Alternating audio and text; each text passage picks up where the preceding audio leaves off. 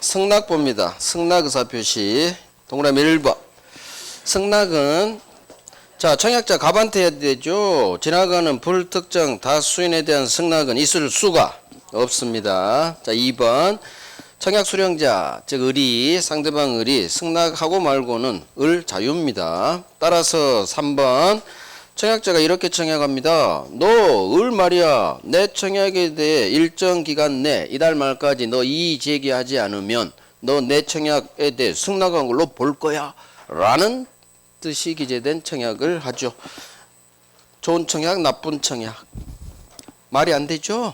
상대방 을의 의사를 강요하는 거잖아요. 그래서 이거 상대방 구속하지 않습니다. 그래서 기억 상대방 을이 갑이 정한 기간까지 아무런 답을 하지 않아도 아무 상관 없다. 절대로 계약은 성립하지 않습니다. 자, 조건이나 변경을 가한 승낙 넘버1이죠.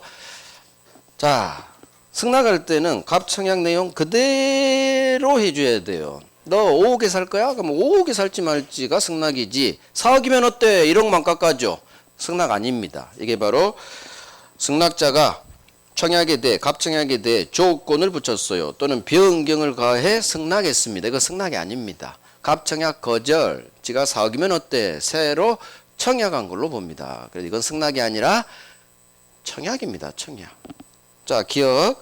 갑이 을한테 매도 청약했는데 을이 대금을 낮추어 승낙했죠. 4억이면 어때? 이거 조건이나 변경을 가한 거죠. 청약 거절. 새로 청약. 청약만 있으니까 계약은 성립하지 않는 거예요. 청약만 있으니까. 여기가 넘버1이에요. 조건이나 변경. 조문 그대로. 네 청약 거절. 4억이면 어때? 4억에 새로 우리 청약한 걸로 본다. 자, 승낙기간이 지난 후 늦게 도착한 게 연착됐죠. 기간 안에 들어와야 되는데 1번. 갑이 정한 승낙기간이 지난 후 도착했죠. 6월 2일. 이거 기간을 넘어서 도착하면 계약은 성립하지 않는 거예요. 하지만 갑이 보기에 우리 산다는 거야. 따라서 우리 법조문 2번. 이와 같이 연착된 승낙은 청약자 갑이 새 청약으로 볼 수 있다. 그래서 승낙이 청약으로 되는 거. 을의 청약. 그럼 청약이 왔으니까 기억. 갑이 이 연착된 승낙에 대해서 청약자가 다시 승낙하면 짝짝꿍 됐죠? 짝짝꿍 됐으니까 계약 성립시킬 수 있다. 자, 그러면 이게 보통 통상의 연착이고 이제 우리가 처음 하는 사고로 인한 연착 배울 거예요. 사고로 인한 연착.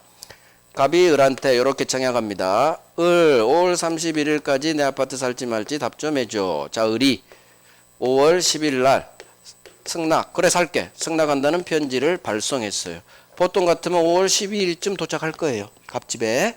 그런데 우체국 실수로 갑이 보낸 이 승낙 편지가 미국으로 가버렸어. 다시 오는 바람에 6월 2일 돌고 돌아 을은 진작 20일 전에 보냈는데 승낙기간으로 정한 그 기간 후 연착됐다는 얘기.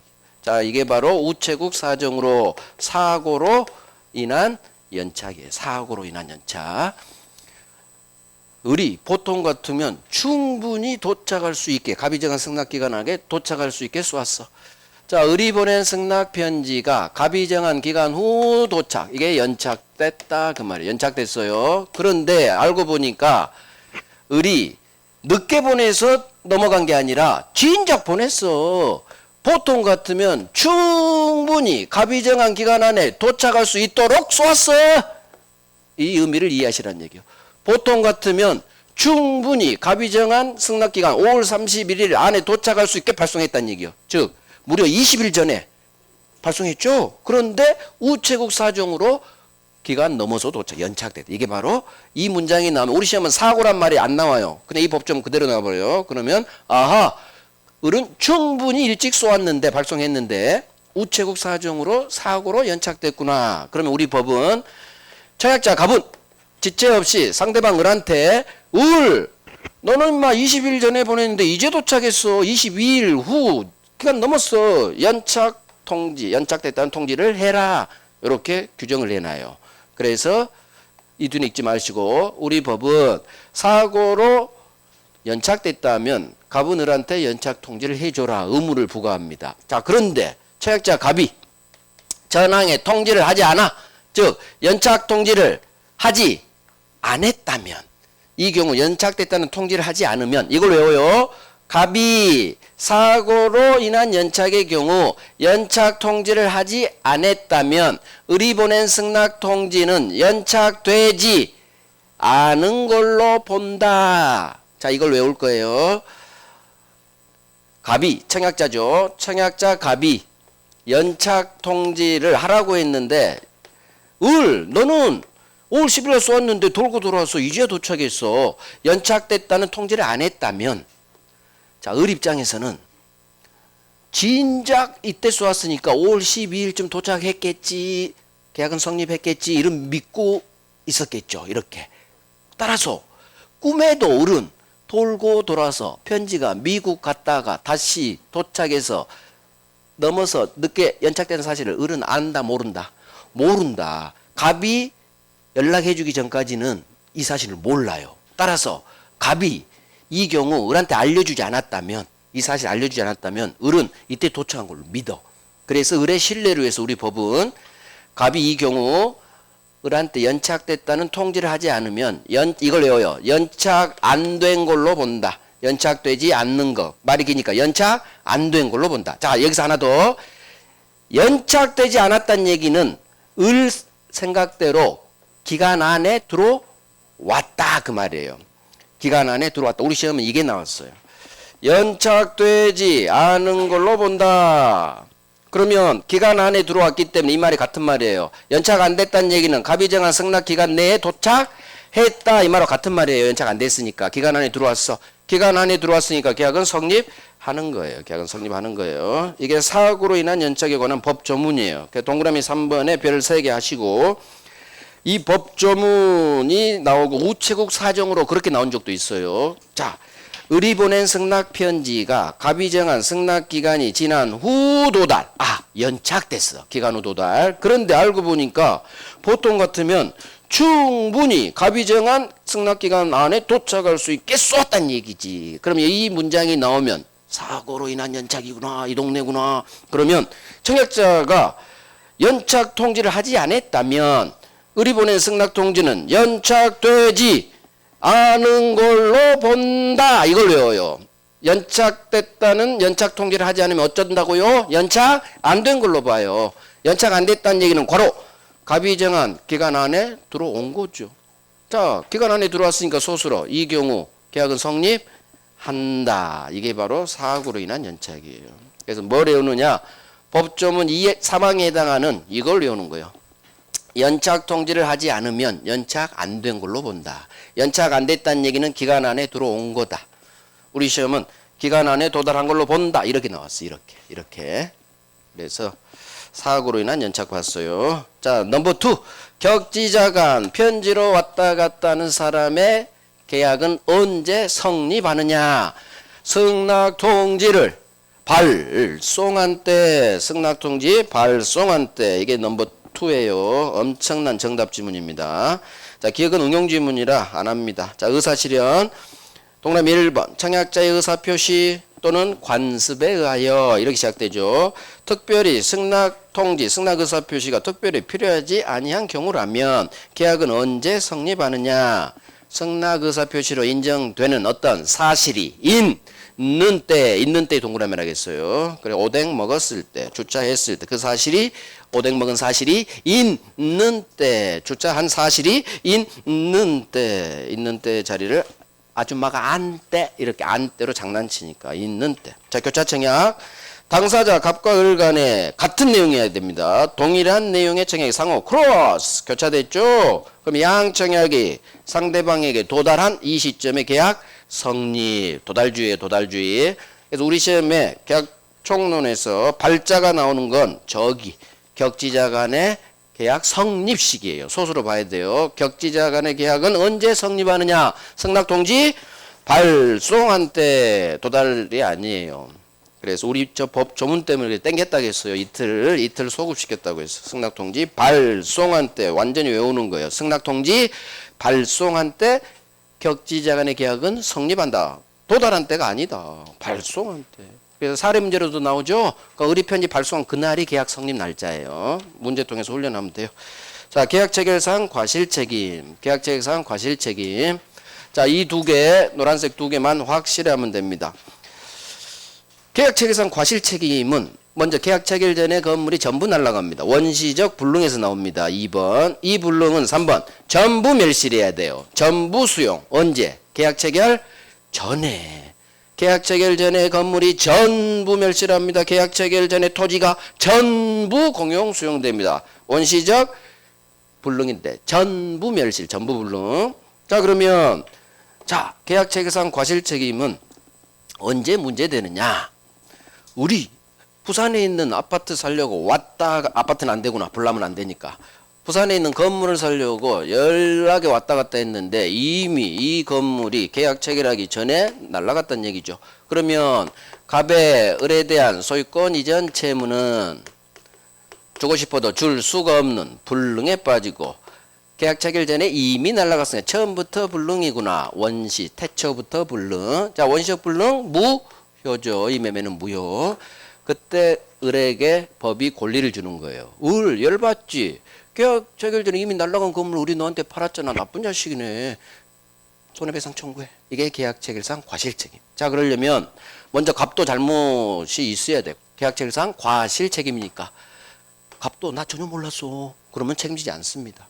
이미 날랐던 사실 갑이 알았거나, 두 번째 알, 수 있었을 때, 잘못 있었을 때만 책임진다는 거. 그 다음에 이놈이 더 중요하죠.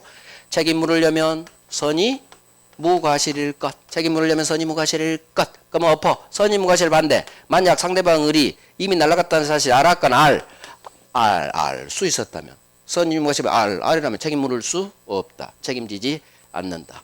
그래서 책임 물으려면 선임만으로 안 돼. 잘못도 없어야 돼요. 선임 무과실일 것. 그래서 여기를 장난친다는 얘기예요.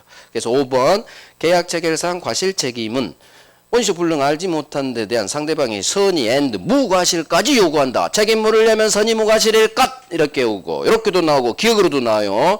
따라서 상대방이 선의 무과실 반대 알이라면 갑은 책임지지 않는다. 을은 책임 물을 수 없다. 부정으로 끝나야 돼요. 부정. 그럼 어떤 책임을 묻느냐? 손해배상입니다. 손해배상의 범위. 자, 을은 이 계약이 유효라 믿고 지출한 비용. 믿을 실내익 배상, 손해배상 청구합니다. 자, 실내익 배상인데 기억. 이 실내익 배상은 계약이 유효해서 네가 나한테 아파트 넘겨줬더라면 내가 발생할 수 있는 시가상승분, 이행이익을 넘지 못한다. 이행이익을 넘지 않는 범위 내에서 실내익 배상 청구합니다. 그래서 계약 체결상 과실 책임은 2번, 3번하고 5번 기억만 열심히 하면 돼요. 자, 실내익 배상, 이익 넘지 못, 이런 건 정답지문으로 나온다, 안 나온다? 안 나온다. 이건 정답지문 안 나오고요. 손해배상 우리 시험 범위 직접적 시험 범위가 아니에요. 그래서 잘 안 나오고, 정답지문은 원시적 불능. 그 다음 책임 물려면 선의무과실일 것. 여기서 정답지문은 박혀요. 자, 밑에 계약 교섭 중 부당한 중도 파기. 자, 1번 일단 설명부터 들어봐요. 이번에는 전부 날라간 게 아니라 갑하고 을하고 계약할지 말지 교섭 중이었어. 교섭 중. 자, 내일 계약하기로 했어. 그런데 갑이 오늘 밤 을한테 전화합니다. 을 미안해. 내가 너하고 내일 계약하기로 했잖아. 미안해. 나 계약 못하겠어. 아무런 정당한 사유 없이 교섭 중 계약 협상을 부당한 중도 파기가 일어난 거예요. 자, 그러면 내일 계약하기로 한 갑이 아무런 정당한 이유 없이 부당하게 중도의 교섭을 파기하면 을은 열받아요, 안 받아요? 열받지. 열받은 을 책임 물어. 이게 바로 이 동네예요. 그러면 을은 어떤 책임을 묻느냐? 계약 교섭 중 부당한 정당한 이유 없이 중도에 파기한 갑을 상대로 을은 계약 체결상 과실 책임은 물을 수 없어요. 이유, 계약 체결상 과실 책임은 언제만 나온다? 원시적 불능에서만 나와요. 그런데 지금은 건물이 날아간 게 아니죠. 이 자식이 부당하게 파기한 거지. 그래서 계약 체결상 과실 책임 동네가 아니라 민사상 불법행위라고 하는 거예요. 정당 사유 없이 거부했으니까. 불법행위 책임으로 묻는 거지. 계약 체결상 과실 책임 물을 수가 없다. 그러면 손해배상인데, 불법행위 손해배상인데 어떤 손해배상 범위? 무조건 실내익 배상이냐 이행익 배상이냐. 손해배상은 이때는 계약 체결하기로 해놓고 계약 체결을 거부했죠. 파기했죠. 계약을 체결하기 전 상태에서 계약 안 한 거예요. 거부 사건이에요. 따라서 계약이 체결되지가 않았기 때문에 이행이란 말은 나올 수가 없어요. 계약이 내일 체결될 걸로 믿고, 여기도 믿을 신자. 그래서 계약이 내일 체결될 걸로 믿고 받은 손해, 신뢰이익 배상이에요. 동그라미 1번만 합니다. 1번, 갑과 을 당사자 사이에 계약 체결에 대한 신뢰가 형성된 상태에서 이렇게 시작돼요. 자, 그런데 갑이 아무런 정당한 이유 없이 내일 계약하기로 해놓고 계약 체결을 거부한 거야. 그러면 이 동네요, 부당 교섭 파기, 부당 거부, 이거 불법행위로 갑니다. 따라서 괄호, 이 경우 을은 갑한테 계약 체결상 과실 책임을 물을 수가 없다로 끝나야 돼요. 이걸 장난쳐. 이 경우 계약 체결상 과실 책임 물을 수 있다라고. 아니에요. 뭘로 간다? 불법행위로 갑니다. 불법행위. 자, 기억. 이와 같이 계약 교섭의 부당한 중도 파기가 불법행위를 구성하는 경우, 그러면 을은 갑한테 어떤 손해배상을 청구할 수 있느냐? 신뢰 손해 한정에서 손해배상 청구할 수 있다. 이 신뢰 손해가 신뢰익 배상이에요. 그래서 계약 체결상 과실 책임하고 손해배상 범위가 같죠? 그래서 이 동네에서 하는 거야. 이 동네에서. 신뢰익 배상. 이 정도만 해요. 나머지 2번 기억 3번은 기출인데 3년에 한 번 나왔어. 읽어보실 분만 읽어보시고. 자, 중요한 거 동시행항변권 이런 거 연락해야지. 중요한 거. 저 딴 거 3주년에 한 번 나온 거 부당파기 저 딴 거 하면 거기다 시간을 뺏기면 안 돼요. 그래서 불법행위 하나만 딱 1번만. 계약체결상 과실 책임은 아니다. 왜? 계약체결상 과실 책임은 언제만 나온다? 원시적 불능. 거기만 계약체결상. 나머지는 계약체결상 과실 물을 수가 없어. 그것도 전부 불능. 근데 담보책임에서 한번 나와요. 일부 불능은 또 계약체결상 과실 책임이 안 돼요. 전부 멸실. 자, 동시행항변권. 동시행항변권 목차. 동시행합시다. 먼저 양채무가 동시행 관계가 있어야 되겠죠. 대표가 갑을 매매죠. 매매는 소유권 줘야 될 소유권 이전 채무, 을은 매매대금 5억을 줘야 될 대금 지급 채무, 양채무 쌍무에서 발생합니다. 소유권 주고 대금 주고 서로 동시행하는 게 공평에 맞아요. 그런데 갑이 5월 1일 계약금 주고 6월 1일 중도금 주기로 했고 7월 1일 잔금을 주기로 했는데 잔금 날짜에 만났는데 갑이 매도인이 등기를 안 넘겨. 그러면 나는 등기 줄 때까지 잔금 못 줍니다. 들이댈 수 있는 내 채무, 잔금 채무 이행을 거절할 수 있는 권리. 이게 바로 동시행의 항변권이에요. 동시행 항변권. 자, 이와 같이 쌍무계약에서 발생합니다. 쌍방, 갑과 을의 채무 모두 이행기, 변제기 있어야 됩니다. 잔금. 그 다음 지는 이행하지 않으면서 상대방한테만 이행 청구한 경우 그때 동시항변권이 태어났죠. 효력, 이행기치 아니라는 것. 그 다음에 어떤 놈이 동시행관계에 있고 어떤 놈은 동시행관계가 아니고 구별하는 것. 동시항변권. 이쪽에 있는 판례가 살짝 어려워요. 그래서 여기는 중심 잡고 이따부터 할 거예요. 중심 잡고. 자, 갑니다. 성립요건. 첫 번째, 쌍무계약에서 서로 대가적 채무가 있어야 돼요. 자, 갑과 을 소유권 주고 대금 주고 동시행이죠. 소유권 주고 잔금 주고. 자, 1번 동시항변권은 쌍무계약에서만 인정되는 거지. 기억, 편무에는 동시항변권 나타날 수가 없죠. 한쪽 편만 채무인데 뭔 동시행하자는 말이 나오겠어. 그래서 무상소비대차.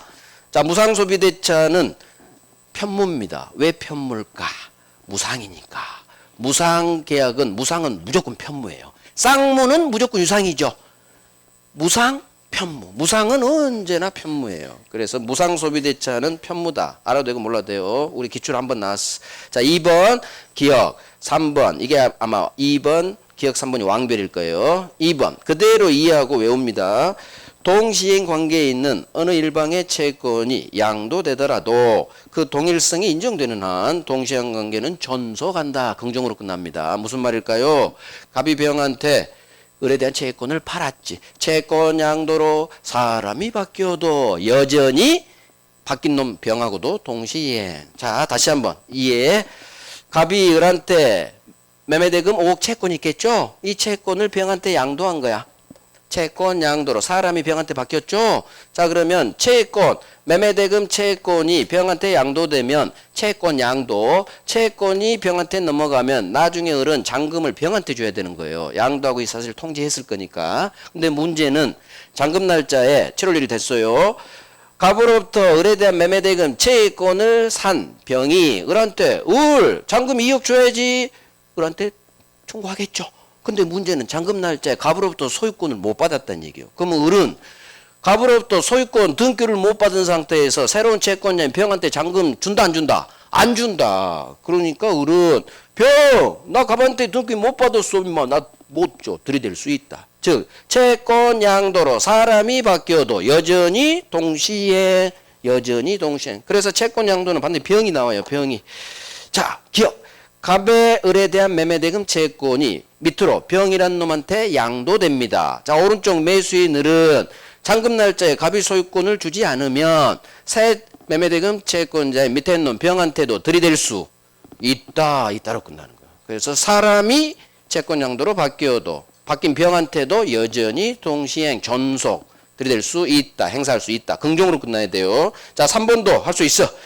동시 이행 관계에 있던 채무 중, 양채무 중 어느 한 채무가 건물 멸실, 이행 불능, 지갑을 냈어요. 자, 이행 불능 효과, 상대방은 손해배상 청구할 수 있어요. 그래서 소유권 대신 손해배상 채무로 바뀌었지. 이 손해배상 채무는 상대방 반대급부와 여전히 동시이행. 자, 그러면 이걸 이해하자는 얘기요. 외우는 게 아니라 왼쪽 갑의 채무가 건물 멸실, 이행불능 날라가서 소유권은 못 주고 지갑을 내서 손해배상 채무로 바뀌었다는 얘기예요. 소유권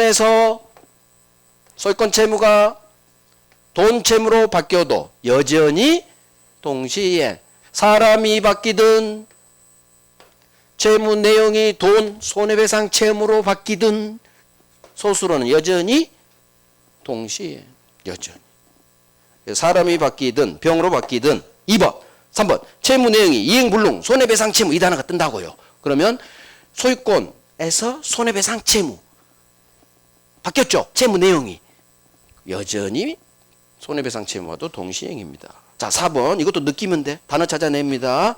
동시 이행 관계에 있는 일방의 채무도 이를 발생시킨 계약과 별계약종으로 발생한 상대방 채무와는 특약이 없는 한 동시행 관계가 아니다. 그러면 이게 맞는 지문인지 X 지문인지 내가 골라내야 돼요. 그러면 항상 민법은 일단 있고 있다 없다가 맞는지 없는지 골라내려면 중심 단어로 들어가라겠어. 자, 중심 단어는 뭐예요? 별개약정으로 발생한 상대방 채무구나. 별개약정이죠. 그러니까 제가 여기 노란색이 있는 거야. 별개약정으로 발생한 상대방 채무는 너는 따로 놀아 그랬어. 나하고 동시행관계? 아니다. 따로 놀아. 이게 생각이 나야 돼요. 별개약정으로 발생했기 때문에 너는 나랑 같이 못 놀아. 너는 따로 놀아. 나랑 동시행관계는 다로 끝나야 맞는 지문. 자, 기억. 쌍방 채무가 별개 계약의 기한 컷이더라도 특약에 의해 동시항변권 발생할 수 있다. 자, 쌍방 채무가 별개 계약이죠. 그러면 별개 약정이니까 동시항변권 아니에요. 하지만 머리끝부터 계약법 발끝까지 특약 나오면 유효예요. 특약 나오면 유효. 서술어는 할 수 있다. 다 긍정으로 끝나야 돼요. 그래서 별개 약정이니까 원래 4번에 따라 이놈하고는 동시행 관계가 아니야. 하지만 당사자는 특약으로 못할 게 없죠. 우리 동시행으로 만들자. 특약으로 동시항변권 발생할 수 있다. 맞는 지문. 그래서 머리끝부터 발끝까지 계약법 동네에서 특약, 약정 이게 나오면 무조건 다 가능합니다. 응? 임대차, 편매자, 가행기념 몇 개 그쪽 동네 가기 전까지는. 머리끝부터 발끝이 뭐예요?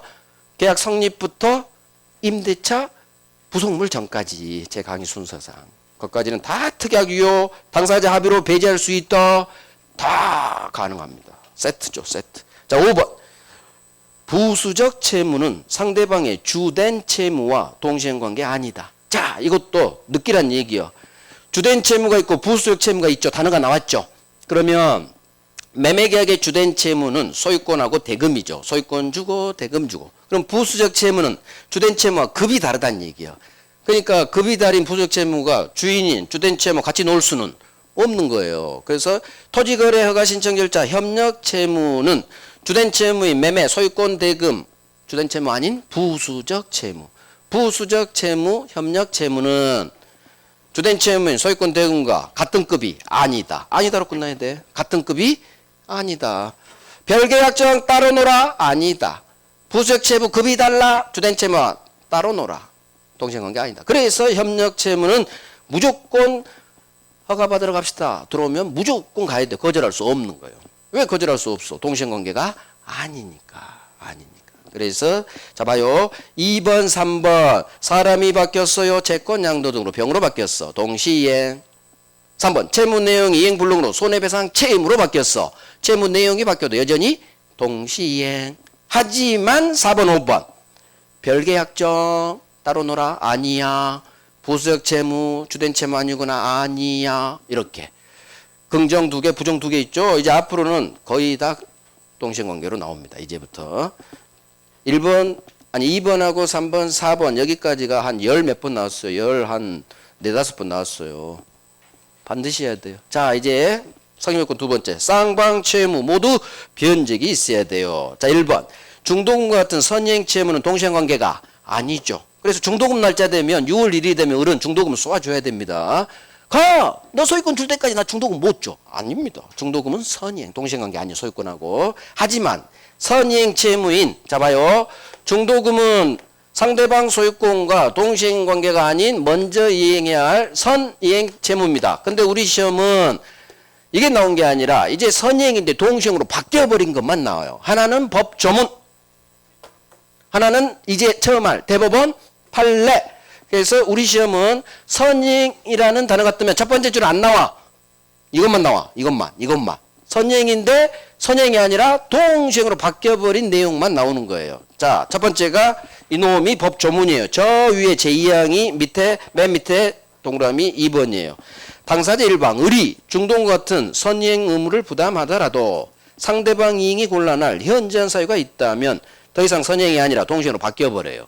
동시행명을 행사할 수 있다. 자, 이 문장 법조문 저 2항인데 이걸 읽으면 뭐가 생각나야 되느냐. 자, 봐요. 내가 중도금 열심히 불입하고 있는데 건설사 부도로 공사가 중단됐다고 했어요. 그러면 상대방 가백 나에 대한 소유권 채무이행이 곤란이겠죠. 공사 아파트가 수도돼 버렸으니까 건축이. 그래서 나는 열심히 중도금 붓다가 나 중도금 못 줍니다. 할 수 있다. 불안해 항변권. 그래서 선이행 의무를 부담하더라. 이 단어가 또요. 상대방 이행이 곤란할 현저한 사유가 있구나. 그럼 느껴야 돼. 아하, 내가 아무리 선이행이지만 상대방이 나한테 못 줄 사유가 있다고. 그럼 나도 안 줘야겠네. 나도 들이댈 수 있다. 이게 불안해 항변권이에요. 그래서 이 문장, 이 법조문을 읽으면 아하, 열심히 중도금 불입하다가 건설사가 부도나서 아파트 공사가 스톱했구나. 이 사례가 생각나면 좋다네요. 그럼 나는 공사 재개될 때까지 안정될 때까지 중도금 잠시 불입 중단하겠습니다. 할 수 있다. 이게 불안해 항변권. 자, 다음 페이지. 자, 3번 왕별. 3번이 왕별. 처음 합니다. 넘버원이에요. 동시항변권 넘버원 지금 할게요. 자, 봐요. 6월 1일이 되면 중도금을 줘야 되는데 반드시 이 단어가 떠요. 의리 중도금을 못 줍니다. 선이행 채무 이행 지체하던 중 같이 보는 거예요. 선이행 채무인 중도금을 못 주고 있던 중 시간이 흘러서 한 달이 지나 잔금 날짜가 돼요. 그럼 7월 1일이 돼서 한 달 지났죠? 선이행 채무 이행 지체하던 중 내 기준에서는 잔금 날짜고 상대방 매도행 갑 기준에서는 소유권 줄 날짜죠. 잔금 날짜는. 상대방 내 입장에서 상대방 채무 변제기 도래 이 단어가 떠요. 변제기는 이행기하고 같은 말이에요. 상대방 채무 변제기가 도래했구나. 자, 선이행 채무 중도금 못 주고 있던 중 시간이 한 달이 흘러서 상대방 갑에 나에 대한 소유권 이전 채무 줄 날짜 즉 내 입장에서는 잔금 지급 날짜가 왔구나. 7월 1일이 왔구나. 그러면 선이행이 이제는 이 날짜가 오면 중도금도 선이행인 중도금도 잔금하고 함께 소유권하고 동시행으로 바뀌어버립니다. 그래서 선이행 채무 이행 지체하던 중 반드시 이 단어가 떠요. 선의행 채무 중도금 못 주고 있다가 시간이 흘러서 잔금 날짜가 됐다 이렇게도 나오고 주로 이렇게 나와요. 상대방 채무 변제기 도래 외워요. 선의행 채무 이행치가 나오면 반드시 이 단어가 떠. 상대방 채무 변제기 도래 이걸 외워요. 상대방 채무 변제기 도래 이 말을 이해해야 돼. 중도금 못 주고 있던 중 한 달이 지나서 잔금 날짜가 됐구나. 잔금 날짜 내 입장에서는 잔금 지급일.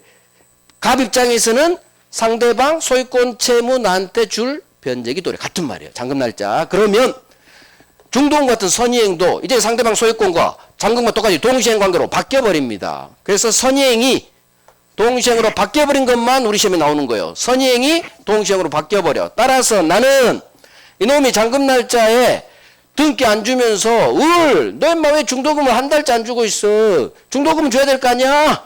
나는 중도금도 못 줘 할 수 있는 거예요. 얘가 등기 안 주면서 중도금이 선의행이라고 해서 중도금을 요구하는 거예요. 잔금은 동시행이니까 요구는 못해. 아니 중도금은 너 선의행이잖아. 벌써 한 달째 안 주잖아. 빨리 줘야 될 거 아니야. 그러면 나는 등기 서류 주지 않는 한 나 중도금도 못 줍니다.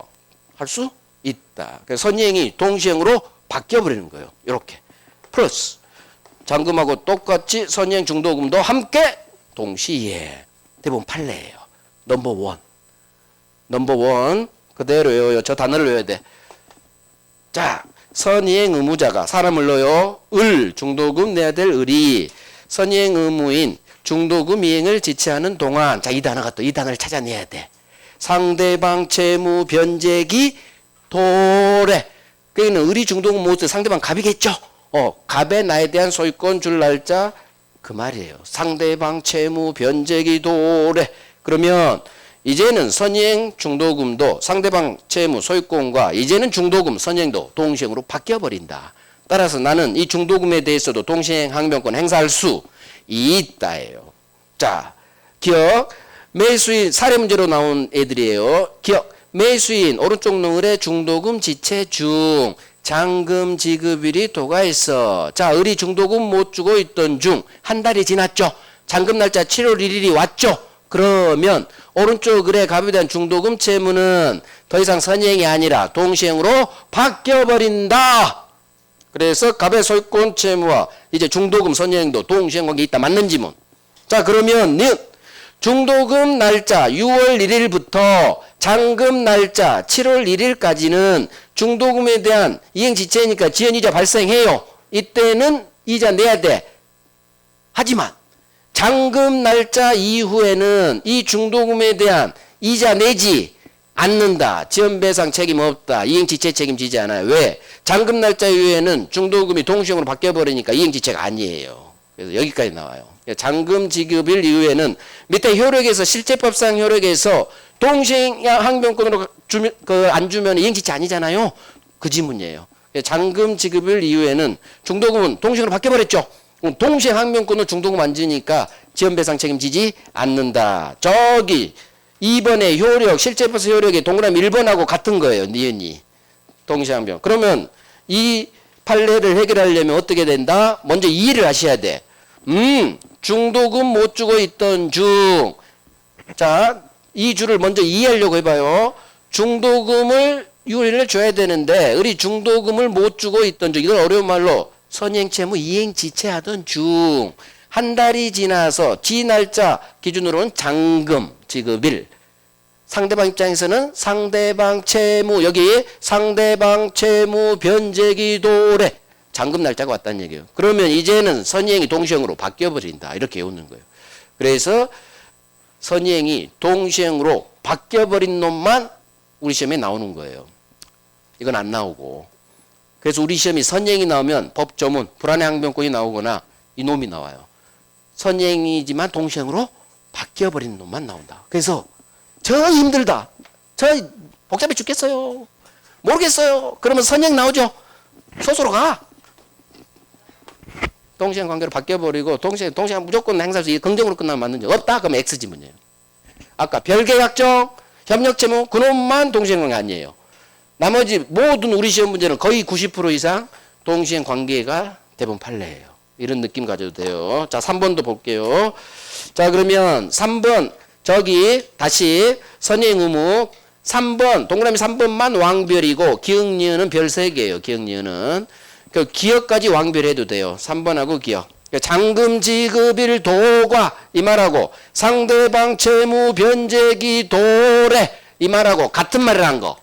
7월 1일이라는 거. 그걸 빨리 이해하시고 요란 얘기예요. 자, 이제 양가로 3번 목차 3번 갑니다. 지는 이행 제공하지 않으면서 상대방한테만 이행 청구합니다. 여기 나오는 대본 판례. 이게 이제 넘버 2예요. 넘버 2. 동그라미 3번. 왕변.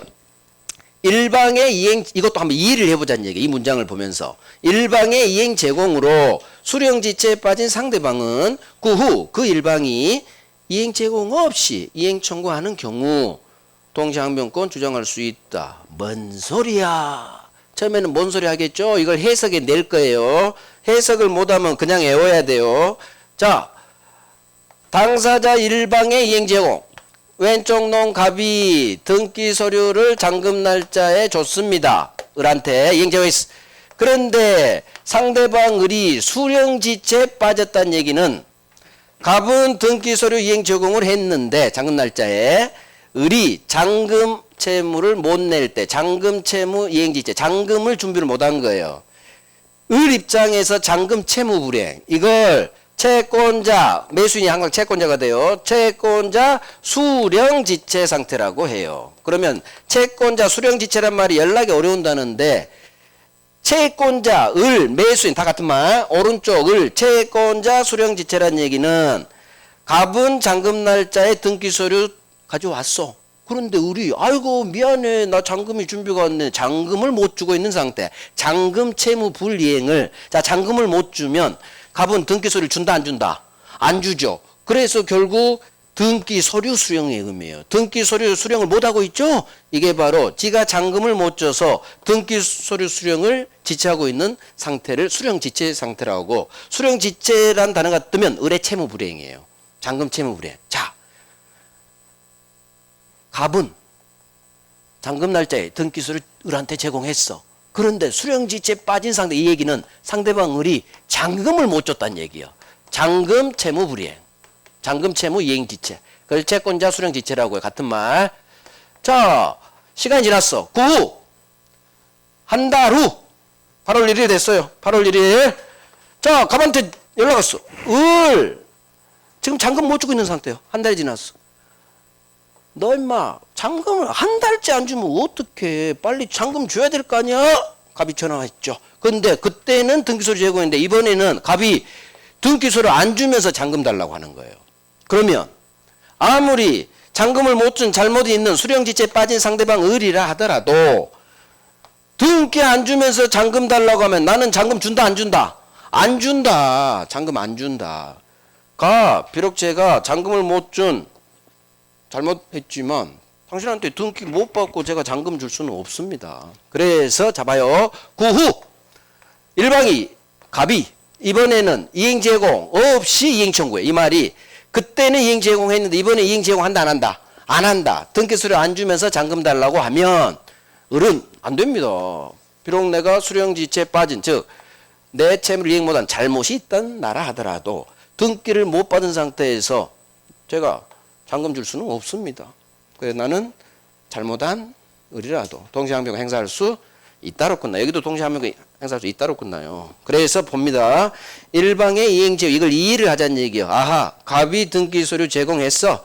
근데 수령지체에 빠진 상대방 이 말은 을이 잔금을 못 준 상태구나. 그런데 그 후 한 달 후 왼쪽 놈 갑이 그때는 등기소리 이행 제공했는데 이번에는 등기소리 이행 제공 없이 잔금 달라고 청구하면 나는 안 됩니다. 내가 아무리 수령지체 즉 잔금 못 준 잘못한 나라 하더라도 등기 못 받은 상태에서 잔금 줄 수는 없습니다. 들이댈 수 있다. 동시항변권 행사할 수 있다. 이렇게 이해가 되면 안 해도 된다고요. 이해가 돼버려. 그렇구나. 아무리 잘못 이거는 왜지? 아무리 잘못한 상대방이라 하더라도 상대방이 이행 제공 없이 청구했죠. 그러면 수령지체에 빠져도 동시항변 들이댈 수 있다. 자, 그러면 여기까지가 성립요건에 관한 대본 판례들이에요. 그러면 공통점이 있어. 앞 페이지 한번 앞으로 돌려봐. 앞 페이지 양가로 1번에 동그라미 2번부터 여기 양가로 3번에 동그란 3번까지 동시행 관계다 아니다. 동시행 항명권 행사할 수 있다 없다에 관한 모든 대부분 판례의 종합정리, 별개 약정, 부수적 채무 이놈만 아니고 다 동시행 관계예요. 다 동시행 행사할 수 있다랬구나. 그래서 이쪽 동네 성립요건 동네는 모르겠으면 별개 약정, 부수적 채무 또 여기서 안 나와. 저기서 나와. 동시행 관계에 해당하지 않는 그쪽에서 나오고 여기서 또 나오지도 않아. 그럼 그 별개 약정밖에 없다고. 별개 약정 너 따로 놀아. 너만 동시행 관계 나머지는 다 동시행 항명권 행사할 수 있다로 끝나요. 진짜야. 그래서 정 모르겠으면 동시행 항명권 행사할 수 있다 맞는 지문.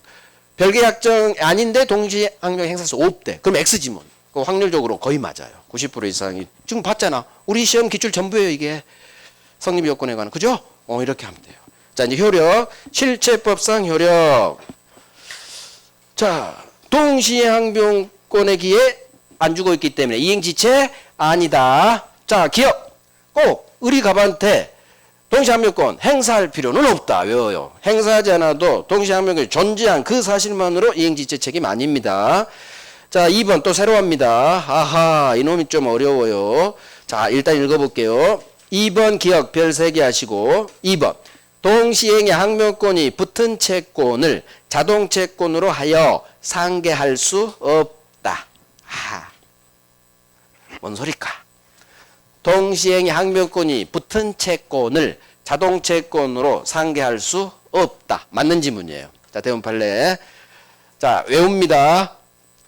이 동네에서 상계할 수 있다 없다가 뜨면 무조건 없다예요. 자, 이렇게 외워요. 이게 가장 쉬운 방법이에요.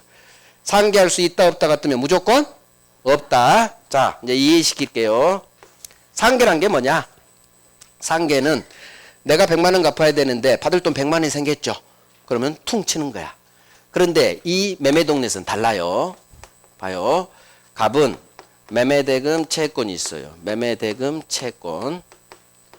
5억에 팔았으니까 5억 받을 채권이 있어. 근데 을한테 돈을 빌려요. 빌린 돈 갚을 대여금에 관한 5억 갚을 채무가 있어. 자, 그러면 매매대금 기준으로는 이놈은 매매대금 5억을 줘야 될 매매대금 채무가 있겠죠. 채권이 있으면 상대방은 채무. 자, 대여금 기준으로는 채무가 있으면 을은 빌려준 돈 갚아 할 대여금 빌려준 돈에 대한 채권자죠. 이거 이해됐어요? 채권 채무. 자, 갑 기준에서 할게요. 갑이 을에 대한 매매대금 채권이 있는데 을한테 갚을 빌린 돈 5억 갚아야 될 채무가 있죠. 그러면 5억 갚고 매매대금 5억 받고 이럴 필요가 없죠. 그럴 때 100만 원 갚아야 되는데 내가 상대방한테 100만 원 받을 채권이 있다면 퉁 치는 게 상계예요. 상계. 같은 금액에서 서로 계산하는 거예요. 이게 상계한다고 그래요. 문제는 빌린 돈 간에는 이게 가능하지만 여기는 달라요. 매매는 동시행 관계죠. 소유권하고 동시행. 자, 을은 단순히 매매도 5억 줄 채무만 있는 게 아니라 너 소유권 줄 때까지 나 매매대금 못 줍니다. 잔금 못 줍니다. 할 동시행 항명권이라는 권리가 있어요. 을한테는 단순히 매매대금 채무만 있는 게 아니라 뭐가 있다? 갑이 등기 안 주면 들이댈 수 있는 동시행 항명권은 권리가 있다는 얘기예요. 동시행 관계에 있는 채무기 때문에. 즉 따라서 하나 둘 셋 넷 채권 채무 이게 없다면 퉁퉁퉁퉁 상계버리면 돼요. 근데 이 경우는 4개가 아니라 을한테는 단순 채무만 있는 게 아니라 권리가 있다는 얘기요. 이 말을 내 상대방한테는 단순 채무만 있는 게 아니라 동시행 항명권이라는 권리가 붙은 내 채권이야. 그러면 이걸 상계를 허용해주면 상대방의 권리, 동시행 항명까지 같이 날아가 버리게 돼. 을이 손해보는 거예요. 둘 이 상태만 상계가 허용되는 거예요. 근데 을은 하나가 더 있죠. 의무가 아니라 권리죠. 그러니까 이 경우 상계를 허용하면 을이 손해본다는 얘기예요. 그래서 상계를 못하게 하는 거예요. 자, 그러면 이 문장을 이해합니다. 내 상대방에게 이렇게 넣어요. 내 상대방에게 내가 갑이에요. 매도인. 내 상대방에게 단순 채무만 매매대금 채무만 있는 게 아니라 뭐가 있다? 동시행의 항변권이라는 권리가 붙어있는 내 채권으로는 상계할 수 없다. 자, 다시. 자, 채권자, 갑이 기준점에 지금 상계치는 내가 채권자면 상대방 을은 채무가 있어. 매매대금 채무. 그런데 이놈한테는 단순 채무만 있는 게 아니라 채무 플러스 동시행의 항변권이라는 권리까지 붙어 있는 내 채권으로는 상계할 수 없는 거예요. 자, 왜? 채권, 채무 이렇게 날아간 게 아니라 상대방 권리까지 날아가 버리니까. 그래서 이 경우 이 말이에요. 자, 다시 한번. 내 상대방한테는 첫머리 이걸 내야 돼. 내 상대방 을에게 단순히 매매대금 채무 5억만 있는 게 아니라 이놈한테는 동시행 항변권이라는 권리까지 붙어 있는 내 채권으로는 퉁쳐버릴 수 없다. 상계할 수 없다. 그래서 결론이 자동 채권 나오고 상계할 수 있다 없다 뜨면 무조건 상계할 수 없어. 자, 느낌 와봐.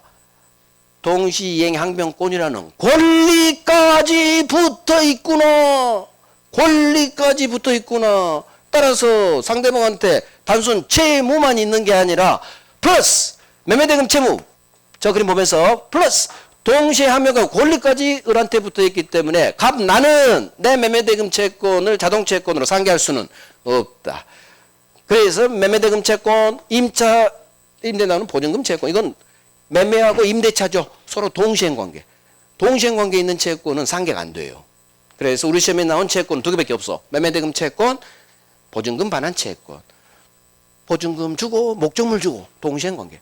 소유권 주고 대금 주고 동시행. 동시행관계 있는 채권으로는 상계가 안 되는 거예요. 결론은. 자, 그래서 기억. 갑은 오른쪽 놈 을에 대한 매매대금 채권을 자동채권으로 상계적상에 있는 오른쪽 놈 을에 왼쪽 놈 갑에 대한 대금 채권과 상계할 수 있다 없다 싸움이겠죠. 그러면 볼 것도 없어. 상계할 수 있다 없다가 뜨면 무조건 없다예요. 지금 굉장히 어려운 동대니까 그냥 외웁니다. 상계할 수 있다 없다가 뜨면 없다야 없다. 있다면 무조건 X지문이에요. 무조건 100%. 그래서 이 동네는 그냥 외워요. 제가 이해를 위해서 설명을 해줬지만 외우는 거예요. 자, 느낌 가져요. 내 상대방에게 이걸 계속 5번 하면 이해돼. 내 상대방에게 단순히 채무만 있는 게 아니라 플러스 동시행 항변권의 권리까지 붙어 있다면 나는 상계로 날려버릴 수는 없다. 이게 이해예요. 만약 상계를 허용해주면 상대방의 동시행 항변권 권리까지 같이 상계돼 버리니까. 그래서 상대방을 위해서 상계 안 되는 거예요. 자, 3번. 임대차 종료 후 임차인이 동시행 항변권에게 목적물을 점유 사용 수익합니다. 자, 동시행 항변권으로 사용한다는 얘기는 이사 가야 되는데 주인이 보증금을 안 줬다는 얘기요. 그럼 보증금 안 준 상태에서 내가 이사 갈 수는 없죠. 이 상태입니다. 따라서 동시행 항변권에게 점유 사용이니까 이거 불법 점유로 인한 손해배상 책임은 지지 않는다. 불법 아니죠? 항상 권리기에 하면 불법 아닙니다. 다만 내가 지금 기간 끝났는데도 계속 살고 있잖아요. 월세는 줘야 돼요. 그러니까 불법 손해배상 책임은 없지만 점유 사용으로 인해 얻은 이득은 부당이득 반환해라. 자, 이해합니다. 동시에 항변권으로 사용하니까 불법은 아니에요. 그러니까 불법 손해배상 책임 지지 않아. 맞는 지문. 하지만 기간 끝나서 계속 살고 있죠. 사용하면 무조건 월세는 내야 됩니다. 그러니까 부당이득은 반환해라. 자, 소송상 행사. 소송상 행사는 유치권하고 똑같습니다. 덜 중요합니다. 자, 소송이 들어가면 을은 판사님한테 주장해야 돼요. 판사님, 저는 갑이 등기 안 줘서 잔금 안 주고 있는 거예요. 주장해야 법원은 판단. 따라서 당사자가 동시에 항명을 주장하지 않으면 법원은 절대 재판하지 않는다. 직권으로 고려하지 않는다. 직권조사사항은 제척기간 도과밖에 없어요. 그래서 주장하지 않으면 판단하지 않는다. 자, 그래서 나오는 판결 상환 이행 판결. 상환 이행 판결이 뭐예요? 자, 갑이 이렇게 소송제 왼쪽이 원고예요. 소송 제기한 원고, 상대방은 당할 피고예요. 매매대금 청구 소송을 낸 거예요. 자, 그러면 동시항변권이 인정돼. 그러면 판결문 이렇게 나와요. 당신 등기 안 줬다며. 등기 안 주니까 우리 지금 잔금 안 준대잖아. 당신은 소유권 주고 이제 소유권 준다니까 당신은 매매대금 주고 서로 상환해서 이행하세요. 이게 상환 이행 판결이에요. 그러면 상환 이행 판결은 소송을 제기한 원고 갑이 전부 이긴 것도 아니고 전부 진 것도 아니에요. 그죠? 절반 이기고 절반 진 거예요. 그 일부 승소, 일부 패소, 일부가 나와야 맞는 지문이가 된다는 얘기. 원고, 소송제 원고, 일부 패소 또는 일부 승소 같은 말이에요. 일부 패소하고 일부 승소는 같은 말이에요. 그래서 절반은 이기고, 왜? 판사님이 우리한테 돈 주라고 했으니까 대신 지도 줘야 되잖아, 등기. 그러니까 절반은 지고. 그래서 절반 이기고 절반 지고. 이게 일부 승소, 일부 패소예요. 전부 패소, X 지문이에요. 전부 패소 아니에요. 절반 이겼잖아. 우리한테 돈 줘? 판결을 났으니까. 자, 10분간 쉬고 오른쪽 갑니다.